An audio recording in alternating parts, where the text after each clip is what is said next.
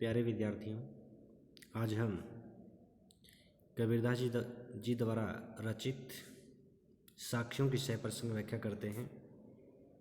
जो आज हम साखी पढ़ते हैं जो 30 नंबर पे हैं।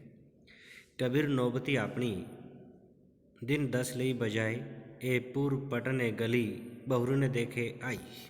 देखो बिल्कुल आसान है। इसमें जो कठिन शब्द है होता है नौबती।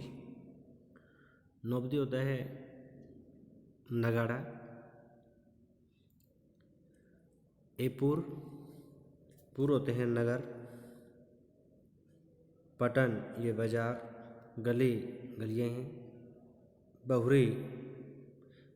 बहुरी होता है बार बार या फिर से। देखो कबीरदास जी इस साखी के माध्यम से मनुष्य को चेतावनी देते हुए कहते हैं कि हे मनुष्य, कहता है कबीर नौबती आपने दिन 10 लई बजाए। कहता है हे मनुष्य, तू अपने इस जीवन रूपी नगाड़े को कुछ समय के लिए बजा ले, अर्थात जो सांसारिक आकर्षण है उनका आनंद ले ले। क्योंकि ये पूर्व पटने गली, क्योंकि ये नगर बाजार तथा ये गलियां फिर से दिखाई नहीं देंगे। कहने का अभिप्राय है कि मनुष्य के जो मृत्यु के साथ ही जो सांसारिक आकर्षण भी है वह हमेशा के लिए समाप्त हो जाता है। इस संपूर्ण दोहे में अनुप्रास अलंकार है। इसका भावार्थ केवल यही निकलता है कि जो सांसारिक नश्वरता है, जो सांसारिक मोह माया है, वह केवल नश्वर है, समाप्त होने वाले हैं, एक दिन समाप्त होना पड़ता है। वर्णात्मक शैली है, दोहा छंद का प्रयोग किया गया है। कबीर कहाँ गर्भियो ऊंचे देखी आवास, काले ऊपरू भवे लेटना ऊपरी जामे घास। कबीरदास जी इसमें भी मानव को चेतावनी देते हुए कहते हैं कि आपको गर्व नहीं करना चाहिए, घमंड नहीं करना चाहिए। कबीर जी कहते हैं कहाँ गर्भियो ऊंची देखी आवास, कहते जो आपने ऊंचे ऊंचे भवन बनाए हुए हैं उनको देख करके आपने घमंड नहीं करना है। क्योंकि काल्यू परल्यू बहु लेटना, कहते कल या परसों अर्थात जब तेरी मृत्यु होगी तो इस पृथ्वी पर ही लेटेगा। ऊपरी जामे घास, और तेरे ऊपर अर्थात जहाँ पर तेरी मृत्यु होगी, जहाँ तेरे को दफना जाएगा उसके ऊपर घास जन्म में ले लेगी। अर्थात कहने का भाव यह है कि जो जन्म है, जो मानव का जीवन है वो क्षण भंगुर है। वह कभी न कभी नष्ट होकर मिट्टी में मिल जाता है और मिट्टी में मिलने के बाद उसके ऊपर घास जन्म में ले लेती है। इसमें भी प्रश्न अलंकार है, वर्णात्मक शैली है, दोहा छंद है। कबीर कहा गर्भियो इस जीवन की आस, टेसु फूले दिवस सारी खंकर भय पलास। देखो कबीरदास जी मनुष्य को चेतावनी देते हुए कहते हैं कि हे मनुष्य, तुझे अपने जीवन की आशा अर्थात अपने यौवन सौंदर्य शक्ति पर गर्व नहीं करना चाहिए, घमंड नहीं करना चाहिए। क्योंकि जीवन में यौवन सौंदर्य शक्ति तो पलाश के फूलों की भांति कुछ दिन ही रहती है, फिर समय ही पलाश के फूलों की भांति सूख जाती है। कहने का भाव है कि जीवन क्षण भंगुर है और उसमें भी यौवन सौंदर्य शक्ति तो और भी क्षणिक है, अतः इन पर गर्व करना मूर्खता ही है। देखो इसके जो कठिन शब्द है टेसु पलाश होता है, खंखर होते हैं खोखले, सूखे हुए जो खोखले होते हैं। यूँ ऐसा संसार है जैसा सैबल फूल, दिन 10 के व्यवहार को जो जूठे रंग न भूल। कबीरदास जी इसमें भी मनुष्य को चेतावनी देते हुए कहते हैं कि यह संसार का जो व्यवहार है, जो संसार का सौंदर्य है, यह सैंबल के फूल की भांति है। कहते हैं 10 दिन के लिए खिलता है और फिर समाप्त हो जाता है। कहते हैं झूठे सांसारिक मोह माया के कारण हमें अपने परमात्मा को नहीं भूलना चाहिए, कहते हैं इसमें नहीं रमना चाहिए। अर्थात कहने का भाव यही है कि वैसे संसार भी अपने बाह्य सौंदर्य से भले लोगों को आकर्षित कर भ्रम में डालते हैं, परंतु अंदर से खोखले होते हैं। अतः हमें इसके झूठे आकर्षण में पड़कर अपने जीवन के व्यवहार को नहीं भूलना चाहिए, अर्थात अपने परमात्मा को नहीं भूलना चाहिए।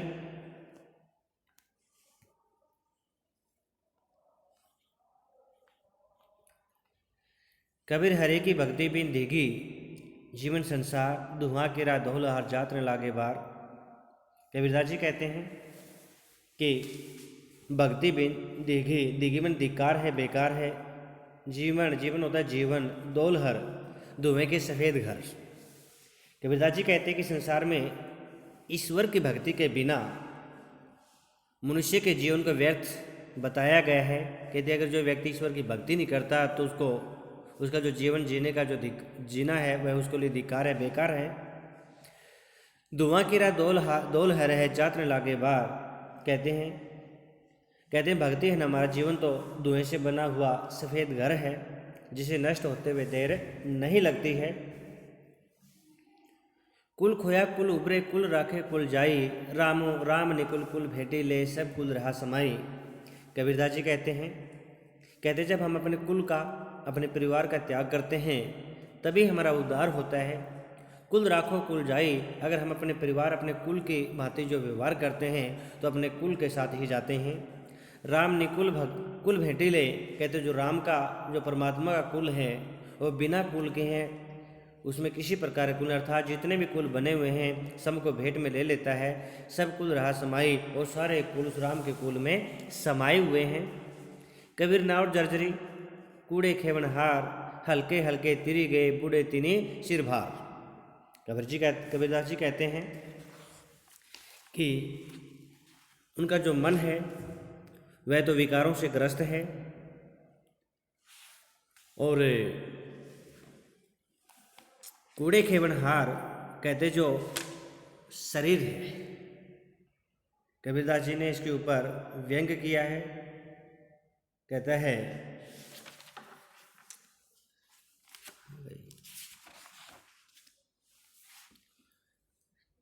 कबीर नाव जर्जरी कूड़े खेवनहार, हल्के हल्के तिरी गए बूढ़ी तिनी बार। कबीरदास जी कहते हैं कि जीवन जो रूपी जो नौका है वह बड़ी ही कमज़ोर है, जर्जरी है, जीर्ण शीर्ण है, और इसको चलाने वाला जो मन है, अर्थात मन रूपी जो मल्लाह है वह भी अज्ञानी है, मूर्ख है। हल्के हल्के तिरे गए बूढ़े तिनी सिर भार। कहते हैं अतः हम अज्ञानी मल्लाह के भरोसे चलेंगे तो इस भवसागर में डूब जाएंगे। परंतु कबीरदास जी कहते हैं कि इस स्थिति में इस संसार रूपी सागर से अपने नौका को पार ले जाता है, अर्थात थोड़े से अपने गुरु के ज्ञान के माध्यम से इस नाव को अगर सब इस सागर से पार ले जाता है। परंतु जिन लोगों के सिर के ऊपर जितना अधिक भार होता है, अर्थात पापों का भार होता है, उन लोगों का जो जीवन, अर्थात उन लोगों के जीवन रूपी जो नौका है वह इस भवसागर में डूब जाती है। चिंती चिति निभारिए, चिंता चिति निभारिए, फिर बूझिए न कोई, इंद्री पसर मिटाइए, सहज मिलेगा सोई। कबीरदास जी मनुष्य को समझाते हुए कहते हैं कि मनुष्य कहता है चिंता चिति निभारिए मन को।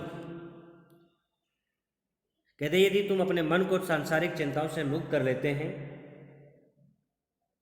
इंद्रिय पसर मिटाइए, और जो अपने इंद्रियों का फैलाव है इसको रोक लेते हैं, अर्थात अपने आप पर संयम रखना या करना सीख जाते हैं, तो फिर बूझी न कोई, फिर तुम इस संसार में किसी से बूझने की आवश्यकता नहीं है। आपको आसानी से ही प्रभु की, परमात्मा की प्राप्ति हो जाती है। कबीर मारू मन को टूक टूक हवे जाई, विष के क्यारे बोई कई लुणत कहाँ पछताई। कबीरदास जी अपने पूर्व कर्मों अर्थात किए गए जो बुरे कर्म हैं उन पर रोष प्रकट करते हुए कहते हैं कबीर मारू मन को टूक टूक हवे जाई। कहते हैं मैं अपने पूर्व कृत्यों पर पश्चाताप करते हुए कहते हैं कि मैं पूर्व में जो जहर की फसल बोई अब उसे काटते हुए पछताना पड़ रहा है। कहने का अभिप्राय है कबीर अपने मन को मारना चाहता है, अर्थात अपने मन को वश में करना चाहता है। कहते हैं ऐसे अपने मन को मारूंगा, अर्थात अपने इंद्रियों पर नियंत्रण करूंगा कि टूक टूक हवे जाए, क्या यह मन टूक टूक होकर के बिखर जाएगा। परंतु जो मैंने पूर्व में जो बुरे कर्म किए हैं मैं उनके ऊपर पश्चाताप कर रहा हूँ, क्योंकि मैंने कहते हैं विष की क्यारी बोई, अर्थात मैं पहले तो पाप करता रहा, लूणत का पछताई, अब तो उनके ऊपर पछताना ही पड़ेगा। पानी ही ते पातला दुआही ते झीण, पवन वे की उतावला सो दोषित कबीर, कबीर किन्हे। कबीरदास जी अपने परमात्मा के बारे में कहते हैं कि जो मेरा परमात्मा है पानी ही ते पतला, कहते हुए तो पानी से भी पतला है, और धुएं से भी क्षीण अथवा क्षीण है, कमज़ोर है। पवन वेग उतावला, और पवन से भी, हवा से भी वेग से भी तीव्र चलने वाला है। सो दोषत कबीर के ने, उसे उन्होंने अपना मित्र बना लिया है, अर्थात कबीरदास जी ने उस परमात्मा को अपना मित्र बनाया है। कहने का अभिप्राय है कि उनका जो मित्र है अर्थात ईश्वर है वो पानी से भी पतला है, धुएं से भी क्षीण है, और हवा से भी तेज चलता है। कबीर मन गाफिल भया सुमिन लागे नाही, गणी सेगा सासना जम की दरगाह माई।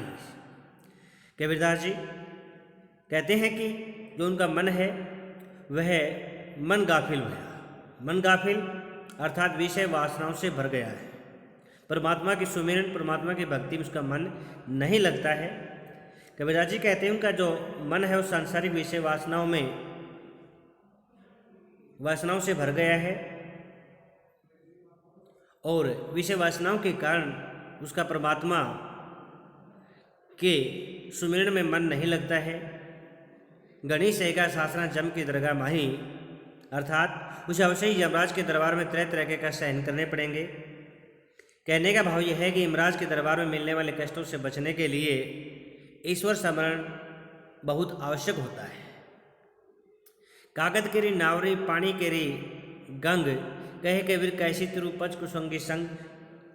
कबीरदास जी जो हमारे 5 विकार होते हैं, और 5 विकारों से जो हमारा मन ग्रसित होता है उसके कारण चिंतित है। कहते हैं एक तो उसका मन काम क्रोध मद लोभ मोह जैसे 5 विकारों से ग्रस्त है। दूसरे कहते हैं जल से भरी जिस गंगा को पार करना है उसे पार करने हेतु तो उनके पास जो नाव है वह भी कागज की बनी हुई है। ऐसी स्थिति में उन्हें लगता है कि वे संसार रूपी सागर को पार नहीं कर पाएंगे, अर्थात कहने का भाव है कि संसार रूपी सागर से पार उतरने के लिए मनुष्य का मन विकारों से मुक्त होना आवश्यक है, तभी वह भक्ति रूपी नाव लेकर के इस भव सागर को पार कर सकते हैं। भक्ति द्वारा संकड़ा, भक्ति का दरवाजा, भक्ति का द्वार संकड़ा संकीर्ण है, बहुत छोटा है। राई 10वें भाई मैंने तो मांगल हुए रहे, क्यों करी सके समाई। कबीरदास जी कहते हैं कि जो साधक है उसका मन तो विकारग्रस्त है, और विकारग्रस्त होने के कारण वह मस्ती के समान घूम रहा है, और जो उस भक्ति का जो दरवाजा है वह तो राई के 10वें भाग के बराबर है।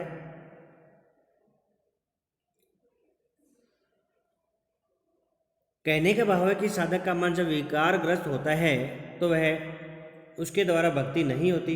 ऐसी स्थिति में साधक को ईश्वर की प्राप्ति नहीं हो सकती। करता था तो क्यों रहा, अब करी क्यों पछताई, बहु पेड़ बबूल का अम्ब कहाते होई। कबीरदास जी जिस वे साधक का मन विकारों से ग्रस्त होता है उसको संबोधित करते हुए कहते हैं कि हे मन, पहले तो तू यह जानते हुए भी जो तुम बुरे कर्म कर रहा है वे बुरे हैं, तूने करता रहा, परंतु अब उन्हीं बुरे कर्मों का परिणाम सामने आने पर पश्चाताप कर रहा है, दुख प्रकट कर रहा है। तेरी स्थिति तो ऐसी है जैसे तुम बबूल का पेड़ बोकर आम खाना चाहता है, अर्थात बुरे कर्म करने भी अच्छा फल की इच्छा चाहता है, परंतु यह नहीं हो सकता। पहन केरा पुतला करी पूजे करतार, यही भरोसे जे रहे थे बूढ़ी काली धार। कहने की बात है जो पत्थर का पुतला है, अर्थात पत्थर के पुतले को, पत्थर की मूर्ति को अगर तू करतार ईश्वर समझकर इसकी पूजा करता रहा, अर्थात इसी पत्थर के ऊपर तू विश्वास करता रहा, ते बूढ़ी कालीधार कहने की बात है, क्योंकि जो अगर तू इसी पत्थर के भरोसे रहेगा तो एक न एक दिन इस भयानक नदी की काली धारा में अवश्य डूब जाएगा। मन मथुरा दिल दवारी का कया कांसी जानी, 10वां दवारा देहरू तामे ज्योति पिछाणी। कबीरदास जी हिंदुओं के जो तीर्थ स्थान है उनके ऊपर व्यंग करता है, बाह्य आडंबरों का विरोध करता है, कहता है तुझे कहीं भटकने की आवश्यकता नहीं है, क्योंकि जो तेरा मन है वह मथुरा के समान है और तेरा जो दिल है वह द्वारिका के समान है। जो काया अर्थात जो तेरा शरीर है इसको तूने कांसी समझ लेना है, और जो तेरे शरीर का 10वां द्वार है, 10वां छिद्र है, उसको तू देहुरा देवालय समझ ले, मंदिर समझ ले, तामे ज्योति बिछाने, और उसके अंदर जो परमात्मा की ज्योति चमक रही है उसको पहचान ले। अर्थात उसी के अंदर कहने का अर्थ है कि जो प्रत्येक जीव है उसकी आत्मा में परमात्मा का निवास होता है। हिंदू में राम कही मुसलमान खुदाई, कहे कबीर सो जीवता दुई में कदे न जाई। कबीरदास जी हिंदू और मुसलमानों के जो बाह्य आडंबर उनका विरोध करते हुए कहते हैं, हिंदू राम राम कहते कहते मुसलमान खुदाई, और मुसलमान खुदा को श्रेष्ठ कहते कहते मर जाते हैं। कहे कभी सो जीवता कुदुए में कदे न जाई। कबीरदास जी कहते हैं जो व्यक्ति इन दोनों के ही मतों को नहीं मानता, न हिंदुओं में राम को और मुसलमानों में अल्लाह को, वे व्यक्ति जीवित रहता है अर्थात इसको पाने में सफल हो जाता है। संत ने बांधे गाठड़ी पेट समाता लई, साईं सन्मुख रहे जा मांगे ताहा दई। कबीरदास जी साधुओं के बारे में कहते हैं, संतों के बारे में कहते हैं, वे किसी प्रकार की मोह माया के बंधन से मुक्त होते हैं। कहते हैं संत कभी भी धन की गठरी नहीं बांधते, वह जितना मांगते वह उतना ही मांगते हैं जिनको उनको पेट में समाता था, जितनी भूख होती है। साईं सन्मुख रहे, कहते हैं परमात्मा उनके मुख के सामने रहते हैं, जहाँ मांगे तहाँ दे, वह जितना ही परमात्मा से मांगते हैं परमात्मा उनको उतना ही दे देते हैं। कबीर यहू घर प्रेम का खाल्या का घर नाही, शीश उतारे हाथी करे सो पैसे घर माए। कबीरदास जी कहते हैं कि ईश्वर का घर तो प्रेम का घर है, यह मौसी का घर नहीं, खाला का घर नहीं, मौसी का घर नहीं। कहने का अभिप्राय है कि ईश्वर के घर में रहना मौसी घर में रहना जितना सरल नहीं है। इस घर में तो वही रह सकता है जो अपने हाथ में अपना सिर उतार कर, अर्थात जितने मनुष्य के मन के अंदर जितने विकार होते हैं, विसंगतियाँ होती है, बुरे भावना होती है, उसको अर्थात अहंकार होता है, उनको दूर करके प्रभु के चरणों में समर्पित करने का सामर्थ्य रखता है। वहीं प्रभु के प्रेम का प्रसाद पाने का रास्ता प्राप्त कर सकता है, अर्थात वहीं प्रभु के पास जा सकता है। प्रेम न खेती निपजे प्रेम न हठी बिकाए, राजा प्रजा जिस रुचे सिर देशो ले जाए। कबीरदास जी कहते हैं कि ईश्वर का प्रेम रूपी प्रसाद खेतों में उत्पन्न नहीं होता, प्रेम न हठी बिकाए, और नहीं ये बाजार में बिकता है।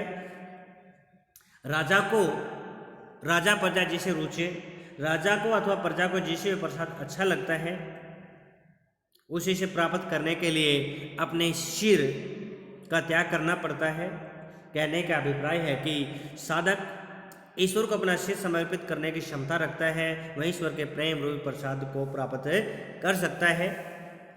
जो नैनों में पुतली त्यों खाली घटमाही, खालिक होता है ईश्वर, घट होता है शरीर, मूर्खी लोग न जानी बाहरी ढूंढन जाही। कबीरदास जी कहते हैं जिस प्रकार पुतली आंखों में निवास करती है उसी प्रकार ईश्वर भी प्रत्येक शरीर में निवास करता है, परंतु मूर्ख लोग इस सच्चाई को नहीं समझते और ईश्वर को खोजने के लिए बाहर जाते हैं। कहने का अभिप्राय है कि ईश्वर घट घट में निवास करता है, वह बाहर किसी वस्तु आदि में निवास नहीं करता।